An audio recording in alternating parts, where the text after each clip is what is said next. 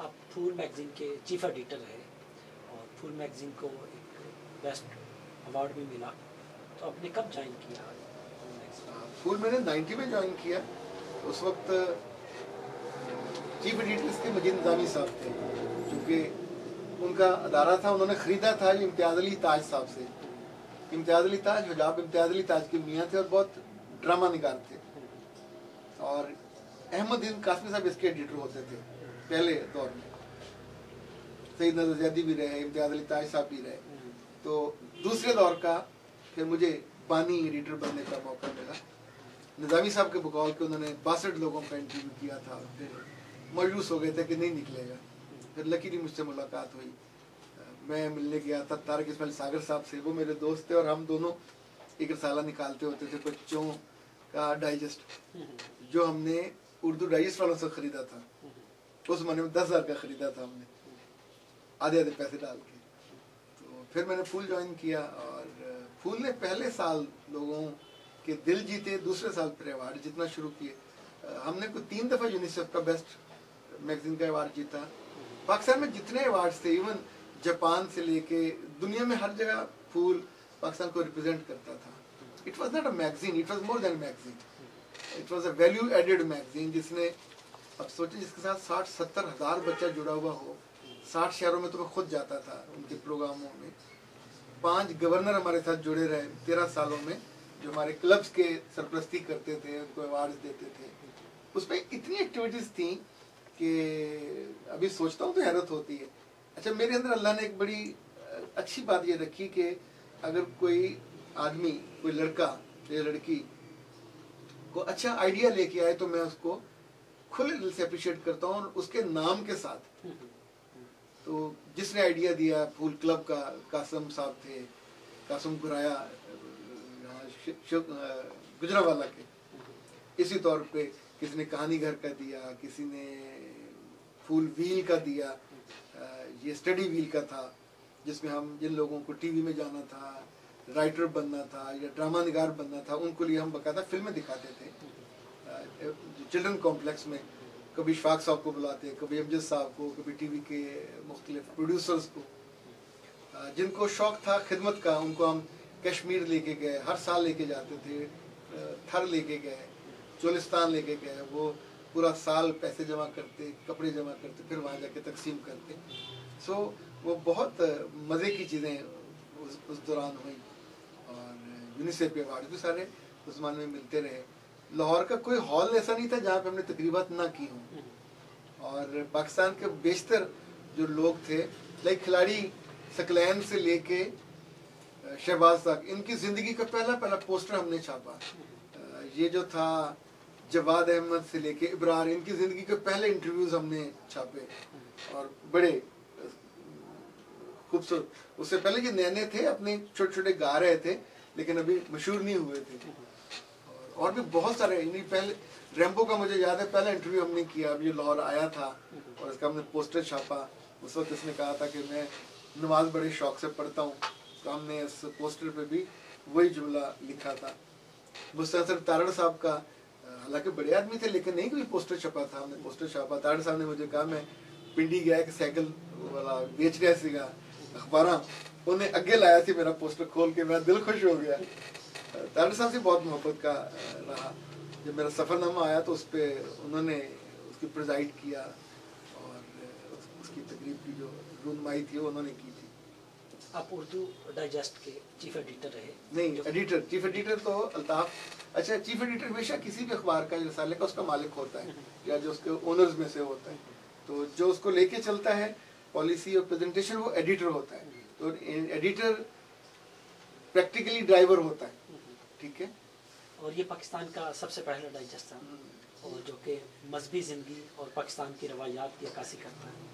और ये आपने कब ज्वाइन किया? ये मैंने 2011 में ज्वाइन किया। इसको ज्वाइन करने में मुझे 1 साल लगा। वसी शाह जो हमारे बड़े मशहूर शायर हैं, वो 1 साल पहले मुझे इनकी ऑफ़र लेके आए थे कि वो चाहते हैं कि मैं उन्हें ज्वाइन करूँ। तो जब मैंने ज्वाइन किया, अगस्त था, और तब मैंने डिसाइड किया था कि 3 साल मैं वहाँ रहूँगा। क्योंकि HR में हमारे यहाँ होता है कि आपको एक प्रोजेक्ट 3 साल कम से कम करना चाहिए। और उसके बाद फिर मैंने कभी दोबारा जॉब नहीं की। फिर हाई पोटेंशियल आइडियाज़ उस दौरान मैंने बना लिया था। फिर अल्हम्दुलिल्लाह हमने अपनी पूरी ट्रेनिंग्स में आ गए, अपना ऑफिस बनाया, और from that day till today अल्लाह के रसूल सल्लल्लाहु अलैहि वसल्लम की एक हदीस है कि जो जॉब है ये 10 में से 1 हिस्सा इसका रिस्क है, जो अपना बिजनेस है उसमें से 9 हिस्से रिस्क है। सो मैंने तो अमलन इस पे बिलीव भी किया, उसको करके भी देखा, एंड अल्हम्दुलिल्लाह मैं अपने रब का बहुत शुक्रगुजार हूँ कि उसने बर वक्त ये फैसला करवाया। आपका अपना यूट्यूब चैनल जो कि घरेलू मसाइल, माशरती मसाइल और उनके हाल, और वो वाले मसाइल जो इंसान के ज़ाती मसाइल होते हैं जो दूसरों से डिस्कस भी नहीं करते हो, आप उनके भी हल बताते हैं। आपने इस चैनल का आगाज़ कब और कैसे? मेरा ख्याल 3 साल पहले किया, और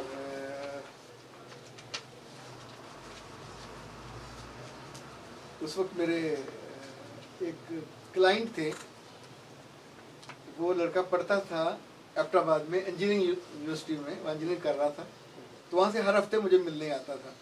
यानी पहले वो अपनी ट्रीटमेंट के लिए आता था, फिर उसे मुझसे मोहब्बत हो गई तो हर हफ्ते वहाँ से आता था, और आके मेरे दफ्तर में फिर मेरे साथ बैठता, फिर काम करने लगा। फिर हमने जो उन दिनों मुख्तलिफ काम था, उनका ट्रेनिंग चल रही थी, मुख्तलिफ प्रोजेक्ट्स चल रहे थे, तो फिर ये आइडिया जो आया कि अपना चैनल स्टार्ट करें। एक बेडरूम की चादर थी बड़ी, डबल बेड की, उसको मैंने ये जो था ये वाला इसके साथ उसमें लगाया, और तब ये पर्दा वर्दा नहीं था, उधर हम बैठे और पहला वीडियो हमने स्टार्ट किया और शुरू हो गए। फिर उसके बाद कासिम अली शाह फाउंडेशन में एक ट्रेनिंग थी, उसके जो बच्चे थे उस ट्रेनिंग में उन्होंने एक प्रोग्राम रखा डिफेंस में किसी घर में, वहाँ रिकॉर्डिंग उन्होंने की, तो वो क्लिप ज़ाहिर हमने ऑन एयर कर दिया। वो था जो एक रात में जो हमारी सिख कम्युनिटी है, इनका जो गुरुद्वारा है अमृतसर वाला, उसमें मैंने एक रात गुजारने का मुझे मौका मिला था। वो बहुत वंडरफुल तजुर्बा था। बस वो मेरा ख्याल दिनों में उसको बहुत हाइप क्रिएट हुई, वो वायरल हो गई, और हज़ारों में नहीं बल्कि लाखों में फिर वो हुआ मामला। और उसके बाद मेरा ख्याल है इन सारी वीडियोस के लिए फिर हमने मेहनत भी करना शुरू की, मौज़ूआत का तनव्वुर उसमें आया। फिर जैसे जैसे लोगों के मसाइल आने शुरू हुए, मैं राजदार बहुत अच्छा हूँ, लोगों के राज, क्योंकि मेरे पास हमेशा लोग आते हैं बात करते हैं तो सब कुएं में चले जाते हैं। फिर लोगों ने कहना शुरू किया कि जो हमारा मसला है इस पर ज़रूर बात करें, तो फिर उनको हमने नाम मुकाम बदल के उन पर बात करते थे, तो उससे बहुत सारे लोग रिलेट करते हैं जो उनकी वालदा नहीं बता सकती, वालिद नहीं बता सकता। लाइक आज सुबह सुबह जो मेरा सेशन था, एक बच्ची पंजाब की पेरीफ्री से थी और उसकी कल शादी है, तो वो इतनी डरी थी, रो रही थी, रिफ्यूजिंग कि मैंने नहीं करनी, और ज़ाहिर उसने जो बचपन में चीज़ें सुनी होती हैं वो सारे डर उसके अंदर थे। तो घंटे के बाद she was so happy and comfortable, और ज़ाहिर मेरे पास बहुत सारे दलाइल थे। ये पूरी प्री मैरिज काउंसलिंग होती है, पूरा पैकेज होता है, तो वो इतनी रिलैक्स थी जैसे आप सोचो आपके सर से बोझ उतर गया हो, पहाड़ जैसा जो खौफ था उसका ख़त्म हो गया। तो जब आप लोगों की ज़िंदगी में खैर डालते हैं तो फिर अच्छा लगता है आपको। आपकी बाज़ वीडियोस के टाइटल बड़े शौक से होते हैं, क्या टाइटल खुद तरतीब देते हैं? हाँ, अगर इसकी आपने क्रेडिट देना तो भी, डिस्क्रेडिट देना तो भी। शुरू में कुछ ऐसे थे जो सामा साहब बनाते थे और बहुत अच्छा टाइटल वो बनाते थे। फिर अब तो मामूल ये है कि मैं कोशिश करता हूँ कि धीमे धीमे बोलूँ, बहुत बोल्ड ना हूँ। अदीब और शायर माशरे के हसास लोग होते हैं, क्या आप भी कुछ हसास? देखिए, हसासियत तो ये है कि आप लोगों के दुख पे रो पड़े, लोगों की परेशानी पे। मेरे बारे में अली सुफियान आफाकी साहब कहते होते थे कि तुम दुखों की कहानियाँ लिखते हो।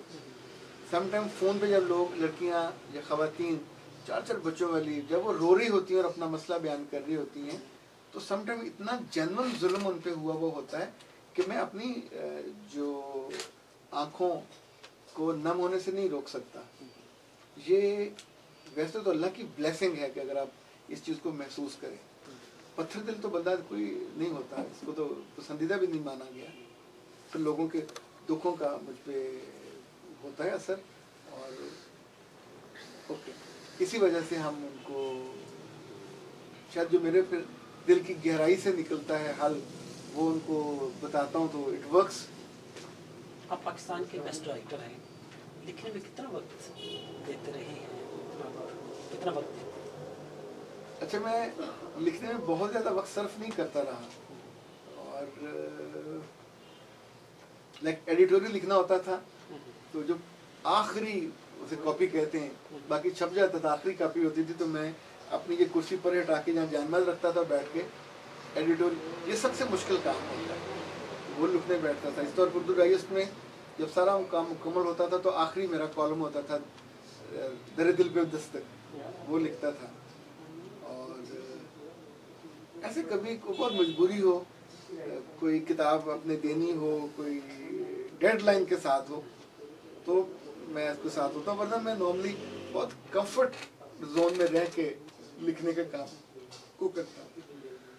ہر انسان کی کامیابی کے پیچھے کچھ اصول ہوتے ہیں، آپ نے ایسے کون سے اصول اپنائے کہ وہ آپ کو کامیابیاں ملی؟ اچھا اگر میں اس کو کیٹیگوریکلی بتاؤں تو میری زندگی میں ایک آئیڈیل بندہ ہے، اس کا نام ہے عبداللہ بن مبارک. یہ 7ویں صدی میں تھے، میں نے دیکھا نہیں ان کو، سنا نہیں، تھوڑا سا پڑھا. انہوں نے ایک بات کہی تھی کہ اگر تم اللہ سے توقع رکھو تو پھر دنیا سے توقع نہ رکھنا، اور اگر تم دنیا سے محبت کرو گے تو پھر اللہ سے توقع نہ رکھنا. That was the turning point جو آپ کی زندگی میں کہیں ایک برج بن کے جم جاتا ہے. تو میں اپنی زندگی کے لکھنے میں ہوں، پڑھنے میں ہوں، پڑھانے میں ہوں، یعنی میں اتنا کلیئر ہوں کہ جتنی زندگی میں بسر کر کے آیا ہوں، ابھی کئی دہائیوں کی زندگی ہے، اس میں میرے رب کے ہاں میری بخشش کی جو مجھے پکا یقین ہے وہ میری سنسیریٹی اور میری کلیئرٹی ہے. میں اللہ کی محبت سے کبھی دور نہیں ہوا. سو اپنے ٹریننگ میں، اپنی تحریروں میں، اپنے بولنے میں، چونکہ میرا نقطہ نگاہ یہ ہے کہ اگر میری زندگی میں یہ لائٹ نہیں ہے، یہ روشنی نہیں ہے تو اندر نور بھی نہیں ہے. اچھا جہاں سے یہ آتی ہے اس گریڈ اسٹیشن کے ساتھ آپ کو جڑے ہونا چاہیے. تو گریڈ اسٹیشن ماں باپ نہیں ہے، وہ مر گیا تو بات تو ختم ہوگی، پھر آپ کو مر جانا چاہیے. گریڈ اسٹیشن رب ہے، اس کی رحمت کم نہیں ہوتی اور وہ بل بھی نہیں کرتا. دوسرا اس نے بھیجا ہے تو ہم اس کے دیکھیں نا، آپ نے ایک بکے بنایا تو یہ اس پرپز ہے، یہ کسی قبر پہ نہیں جائے گا، یہ کسی دلہا دلہن کو جائے گا، کسی دوست کو جائے گا، ایک پرپزفلی وہ بنایا گیا نا. اسی طور پہ انسان بھی ایک پرپز کے ساتھ بنا ہے، صرف شادی کرنے، لڑنے اور اسکولوں میں جا کے خوار ہونے اور رٹنے کے لیے تو بالکل نہیں بنا. میرا خیال ہے ہر بندے کے ساتھ زندگی کو تھوڑا اور خوبصورت ہونا چاہیے. جیسے ہم کسی کو جاب پہ رکھتے ہیں تو برے لوگوں کو نہیں رکھتے، جوان لوگوں کو رکھتے ہیں، یہ سوچ کے کہ جو بھی آئے گا وہ کچھ کنٹریبیوٹ کرے گا، کریٹیوٹی نہیں لے کے آئے گا. تو ایسے آپ زندگی میں اگر آپ کی وجہ سے خوبصورتی نہیں آتی تو یو آر اے زیرو. یعنی میں ہمیشہ اپنے آپ کو کرتا ہوں، انالیسز کرتا ہوں کہ میری وجہ سے پڑھنے والا جو پڑھ رہا ہے اس کو کیا مل رہا ہے، جو سننے والا اگر سن رہا ہے اور آخر میں اس کا دل نرم نہیں ہوتا، وہ کچھ اچھی چیزوں سے محبت نہیں کرتا، تو اس کا مطلب ہے وہ کہا بے حاصل ہو جائے گا، لا حاصل ہو جائے گا. یعنی جن بولڈ موضوعات پہ آپ کہتے ہو میں بولتا ہوں، اس موضوعات کو سننے کے بعد آپ کو گناہ کرنے کا دل نہیں کرے گا، گناہ سے نفرت ہو جائے گی، یا آپ چیزوں کو امپروو کرنے پہ سوچو گے. سو دیٹس دا ایکسپریشن کہ آپ کسی ایک چیز کو کرتے کرتے اگلے کو گندگی میں لے جاؤ اور اس کے دل میں گناہ کرنے کا خیال. بہت سے بچے اس لیے برباد ہو جاتے ہیں کہ ان کے دوست جب گناہ کر کے آتے ہیں تو اس کو وہ ایکسپلین ایسے کرتے ہیں کہ جیسے وہ بڑا کارنامہ کر کے آئے ہوں، تو سننے والا شرمندہ ہو جاتا کہ یار اے بڑا ود ہے گا، میں کیوں نہیں کر سکتا. تو آپ اسے ڈپریشن میں گناہ کرنے چلے جاتے ہیں. سو جب میں کچھ کہہ رہا ہوتا ہوں، بات کر رہا ہوتا ہوں، تو مجھے یہ پکا یقین ہوتا ہے کہ جیسے یہ ریکارڈنگ ہوتی ہے، اٹس اے ریکارڈیڈ چیز ہے، یہ یا میرے حق میں جائے گی یا مخالفت میں جائے گی. تو میرا دماغ خراب ہے، میں اسے اپنی مخالفت میں لے کے جاؤں. یعنی جو محنت کر کے میں اپنے خلاف گواہ تیار کروں کہ تم اللہ کی نیب میں آ کے تو مجھے رگڑ دینا. تو اس لیے میں چاہے مشورہ دینے کے معاملے میں ہوں، لکھنے کے معاملے میں ہوں یا پڑھانے کے معاملے میں، میری لائلٹی پہ، میری سنسیریٹی پہ، حضرت عبداللہ بن عمر کہتے تھے کہ ہم اللہ کے رسول کے ہاتھ پہ سنسیریٹی پہ بیعت کرتے تھے کہ انسانوں کے ساتھ سنسیئر رہیں گے. یعنی یہ چھوٹی بات نہیں ہے. ایمان لانے کے بعد جو بڑی اللہ کے رسول صلی اللہ علیہ وسلم سے بیعت لیتے تھے کہ تم لوگوں کے مخلص رہو گے. تو میرا سنسیریٹی یا خلوص یہ ہے کہ بچے بھی آ کے میرے ساتھ کمفرٹیبل ہوتے ہیں چونکہ میں ان سے محبت جینون کر رہا ہوتا ہوں، ان کے بارے میں کنسرن ہوتا ہے. اور ان کی جو مائیں ہوتی ہیں انہیں اب ان کے میوں کے خلاف نہیں کر دیتا. ہمارے بعض کلائنٹ آ کے شکایت کرتے ہیں کہ جب بچیاں جاتی ہیں خلا کے لیے کورٹ میں تو وکیل صاحب دوسری تیسری پیشی بعد شادی کی آفر کر دیتے ہیں. سو یہ آپ ان ایتھیکل کام کرتے ہیں کہ اپنے جو پروفیشن کی بنیادی آپ کی ہیں یوں سمجھے اسٹرینتھ آپ اس کو ضائع کر دیتے ہو. لوگ آپ کے پاس آتے ہیں تو اعتماد کے ساتھ آتے ہیں، رازداری کے لیے آ رہے ہوتے ہیں. تو ان چیزوں کو اسی طور پہ مجھے تو ان کے جانے کے بعد ان کا نام بھی میں بھول جاتا ہوں. یعنی جو ان کی چیزیں کتاب میں لکھی، بعض پوچھتے ہیں سر آپ کو یاد ہے میں کب آئی تھی، کب آیا تھا، اور میری بات آپ نے کسی کو بتائی تو نہیں. مگر مجھے تم یاد نہیں ہو تو تمہاری بات کہاں سے یاد ہونی ہے. لیکن جو میں نے یاد رکھنی ہوتی ہیں، بتانی ہوتی ہیں. اب ظاہر ہے روزانہ اگر 60-70 ہزار لوگ دیکھ رہے ہوتے ہیں تو اس میں سے 100-50 ایسے بھی ہوتے ہیں جو سوال کرتے ہیں، 200-400 ایسے ہوتے ہیں جو اپنے دل کی بات کہتے ہیں. تو آپ کو وہاں سے بہت ساری چیزیں مل جاتی ہیں کہنے کے لیے. پاکستانی نوجوان آپ کی طرح کامیاب ہونا چاہتے ہیں، ان کو کون کون سی خوبیاں اپنانی چاہیے؟ ان کو کون سی خوبیاں اپنانی چاہیے؟ لائک میرے پاس 2 پھول ہیں، ایک یہ ہے اور ایک یہ ہے. دیکھیں چوائس ہے، ایک البن للی کہلاتی ہے، یہ گلاب کہلاتی ہے. اچھا یہ گلاب وہ والا نہیں ہے جو ہمارا روایتی گلاب ہے، دیسی گلاب ہے. اچھا اس گلاب کی اگر جو یہ ڈنٹل لمبی ہو اتنی تو یہ 200 روپے کی ایک آتی ہے، یہ اس کی پرائس ہے طے. اچھا یہ گلاب مرجھاتا نہیں ہے، یہ گلاب 4 سے 5 دن تک تر و تازہ رہتا ہے.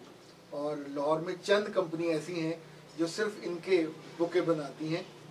اچھا جو دوسرا بکے ہے وہ ان کی کمزور ہوتی ہیں، شام کو مرجھا جاتی ہیں، 2 دن کے بعد وہ پھول سے خود ہی گر جاتی ہیں. ان کا بنتا ہے چہرے پہ لگانے کے لیے جو روز واٹر. اچھا یہ پڑے پڑے ہی اپنی قیمت پورے کرتے ہیں. انسانوں کو طے کرنا ہوتا ہے کہ مجھے کیا بننا ہے، اس جیسا بننا ہے کہ اس جیسا بننا ہے. یا یہ بھی ہے یہ کبھی کھلے اس کے ساتھ پھول نہیں لگے گا، یہ پتے ہوں گے، یہ صرف ڈیکوریٹ کام کرنے کے کام آئے گا، یہ خود سے ایک باعث اٹریکشن نہیں ہوگا. یعنی اگر آپ نے دنیا میں بڑا کام کرنا ہے تو پھر آپ کو ممیز اور ممتاز ہونا چاہیے، اپنے جیسے لوگوں سے بہتر ہونا چاہیے، ایک قدم آگے. باقی لوگ 10 کتابیں پڑھتے ہیں، آپ کو 11 پڑھنی چاہیے. باقی لوگ 5 نمازیں پڑھتے ہیں، آپ کو 6 پڑھنی چاہیے. جو لوگ کرتے ہیں، جتنی محنت لوگ کرتے ہیں اس سے آپ کو زیادہ کرنی چاہیے. تو اس یاد رکھیے گا پچھلے سال جب یہ میڈیکل کالج میں داخلے ہو رہے تھے تو 200 بچے بچیاں وہ تھے جو صرف 0.5 مارکس سے رہ گئے تھے. تو دنیا میں کمپٹیشن یہ ہمیشہ رہنا ہے، جو بڑا ہے وہ جیتے گا، جو چھوٹا ہے وہ کھایا جائے گا. چھوٹا تیز ہوگا تو وہ نکل جائے گا. صبح روزانہ ہرن اور شیر کا مقابلہ ہوتا ہے، جس کو جان پیاری ہوتی ہے وہ بچ جاتا ہے، جس کی ہمت کمزور ہوتی ہے وہ مارا جاتا ہے. شیر کو جلدی ہف جائے تو ہرن بچ کے بھاگ جائے گا، اور ہرن کو جان پیاری ہو تو اس سے تیز بھاگے گا اور اپنے آپ کو بچا لے گا. زندگی کے آخری سانس تک you need to put your efforts. اور اس میں اگر اللہ آپ کی پشت پہ ہے تو دنیا کا کوئی مائی کا لال آپ کو نہیں ہرا سکتا.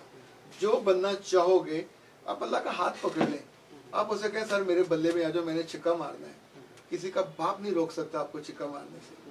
آپ اللہ سے کہیں سر مجھے یہ بننا ہے اور آپ کے لیے بننا ہے، تو میرا رب اپنے ہاتھوں پہ اٹھا کے آپ کو بنا دیتا ہے. یہ تو میں اپنی آنکھوں سے جو چیزیں دیکھی میں وہ بتا رہا ہوں. اچھا آپ خود کیا ہو، زیرو ہو، ایک قطرہ ہو پانی کا گندا، وہ بھی آپ کا ماں باپ آپ کو نہیں کچھ بنا سکتا، ماں باپ کی دعائیں بنا سکتی ہیں. ماں باپ اچھا دعائیں مانگنی نہیں چاہیے، دعائیں لوگوں سے لینی چاہیے. دعا تب لیتے ہیں جب آپ کسی کی زندگی میں کچھ خیر ڈالتے ہو. آپ کسی کو کچھ کھلاؤ گے تو دعا دے گا نا. किसी को कुछ आप दोगे तो वो दुआ देगा।